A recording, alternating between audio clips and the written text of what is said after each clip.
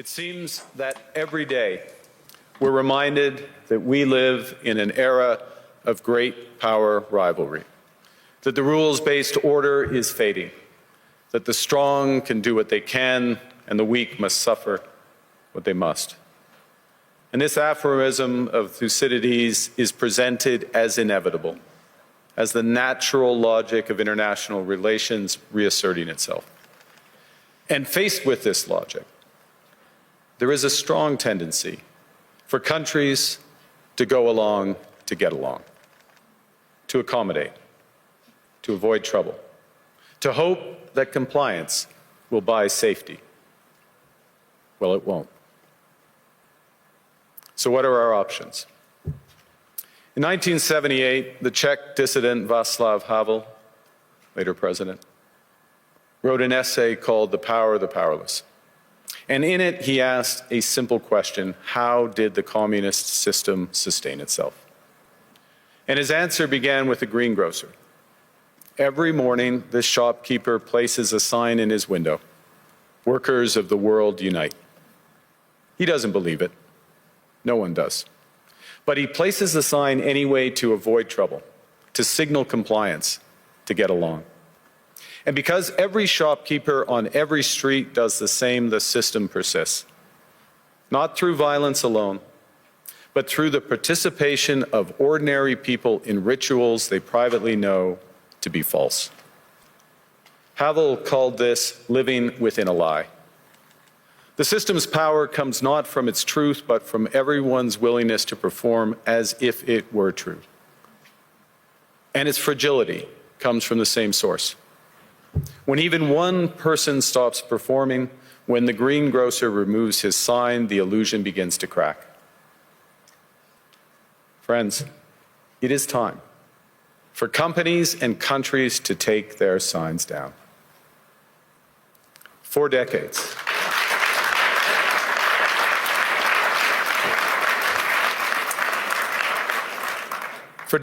countries like Canada prospered under what we called the rules-based international order. We joined its institutions, we praised its principles, we benefited from its predictability. And because of that, we could pursue values-based foreign policies under its protection. We knew the story of the international rules-based order was partially false, that the strongest would exempt themselves when convenient, that trade rules were enforced asymmetrically. And we knew that international law applied with varying rigor depending on the identity of the accused or the victim. This fiction was useful, and American hegemony in particular helped provide public goods, open sea lanes, a stable financial system, collective security, and support for frameworks for resolving disputes. So we placed the sign in the window. We participated in the rituals, and we largely avoided calling out the gaps between rhetoric and reality. This bargain no longer works. Let me be direct. We are in the midst of a rupture, not a transition. Over the past 2 decades, a series of crises in finance, health, energy, and geopolitics have laid bare the risks of extreme global integration. But more recently, great powers have begun using economic integration as weapons. Tariffs as leverage, financial infrastructure as coercion, supply chains as vulnerabilities to be exploited. You cannot live within the lie of mutual benefit through integration when integration becomes the source of your subordination.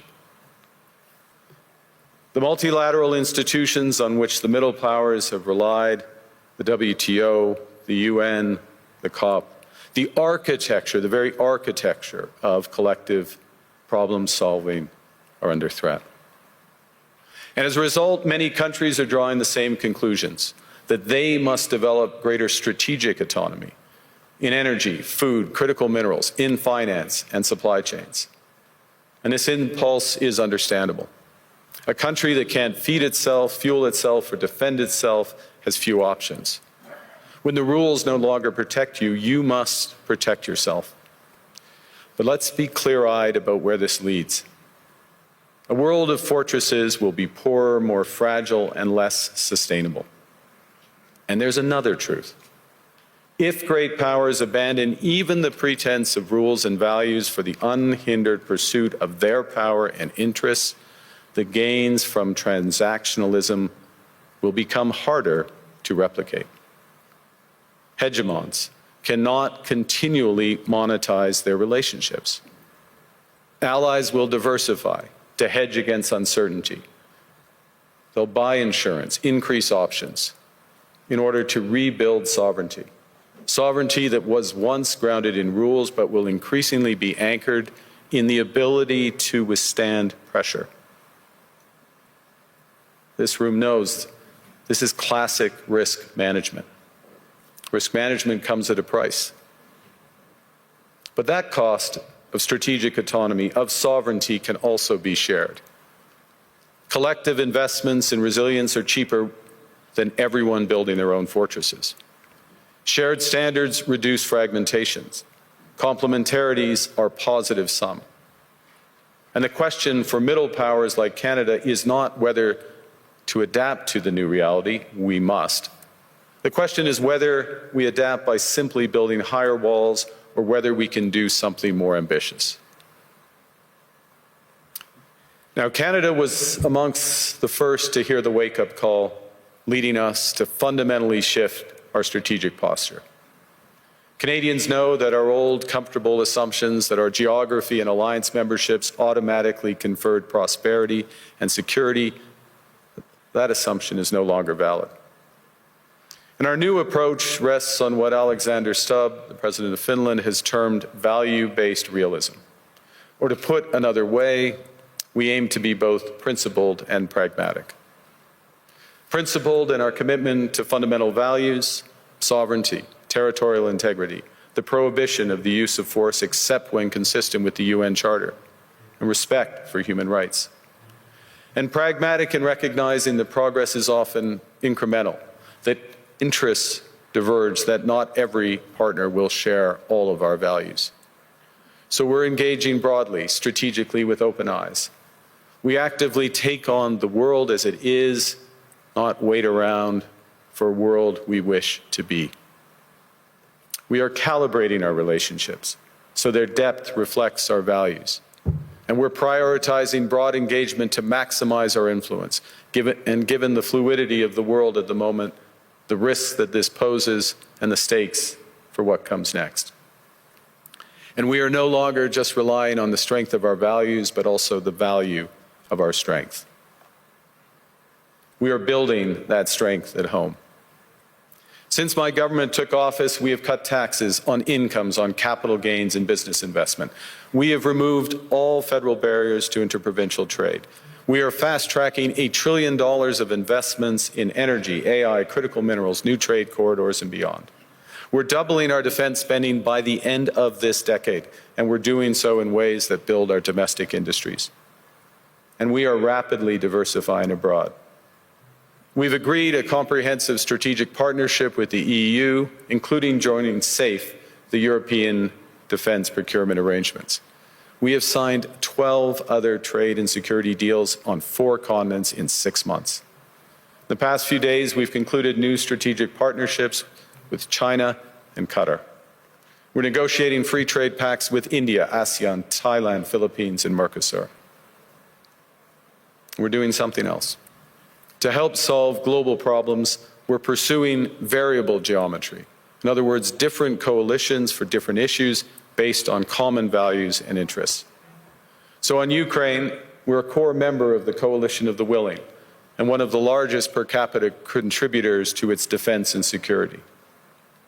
On Arctic sovereignty, we stand firmly with Greenland and Denmark and fully support their unique right to determine Greenland's future.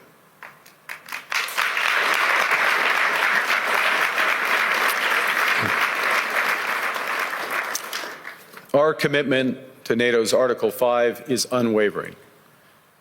So we're working with our NATO allies, including the Nordic-Baltic Gate, to further secure the alliance's northern and western flanks, including through Canada's unprecedented investments in over-the-horizon radar, in submarines, in aircraft, and boots on the ground, boots on the ice.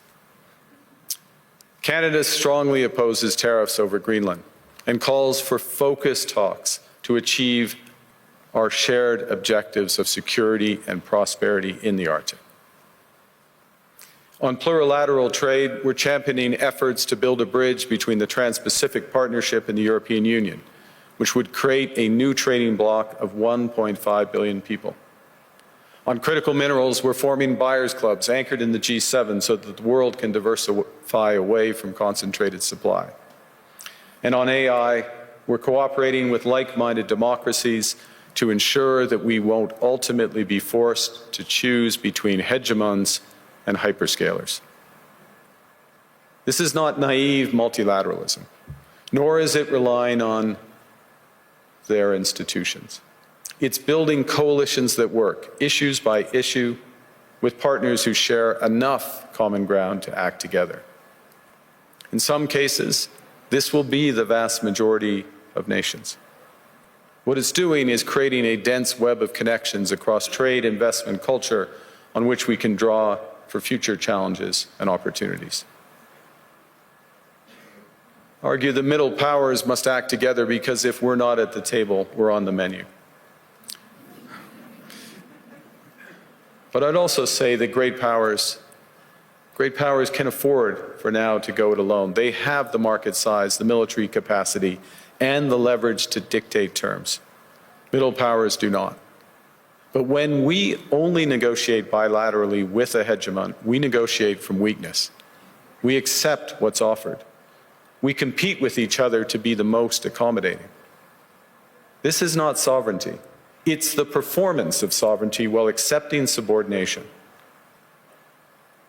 In a world of great power rivalry, the countries in between have a choice: compete with each other for favor or to combine to create a third path with impact.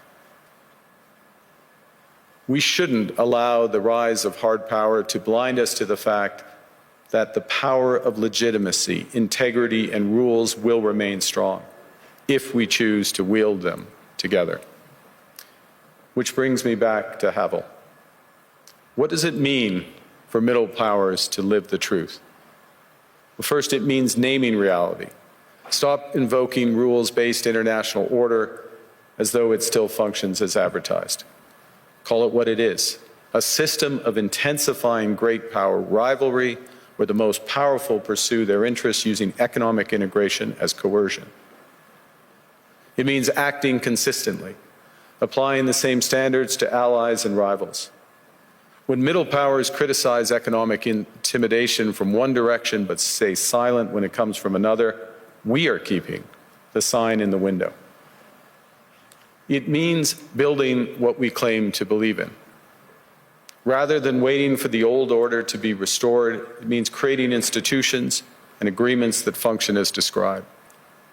And it means reducing the leverage that enables coercion. That's building a strong domestic economy. It should be every government's immediate priority. And diversification internationally is not just economic prudence, it's a material foundation for honest foreign policy, because countries earn the right to principled stands by reducing their vulnerability to retaliation. So Canada. Canada has what the world wants. We are an energy superpower. We hold vast reserves of critical minerals. We have the most educated population in the world. Our pension funds are amongst the world's largest and most sophisticated investors. In other words, we have capital, talent. We also have a government with immense fiscal capacity to act decisively. And we have the values to which many others aspire. Canada is a pluralistic society that works. Our public square is loud, diverse, and free. Canadians remain committed to sustainability. We are a stable and reliable partner in a world that is anything but. A partner that builds and values relationships for the long term. And we have something else. We have a recognition of what's happening and a determination to act accordingly. We understand that this rupture calls for more than adaptation. It calls for honesty about the world as it is. We are taking the sign out of the window. We know the old order is not coming back. We shouldn't mourn it. Nostalgia is not a strategy, but we believe that from the fracture we can build something bigger, better, stronger, more just. This is the task of the middle powers. The countries that have the most to lose from a world of fortresses and the most to gain from genuine cooperation. The powerful have their power, but we have something too. The capacity to stop pretending, to name reality, to build our strength at home, and to act together. That is Canada's path.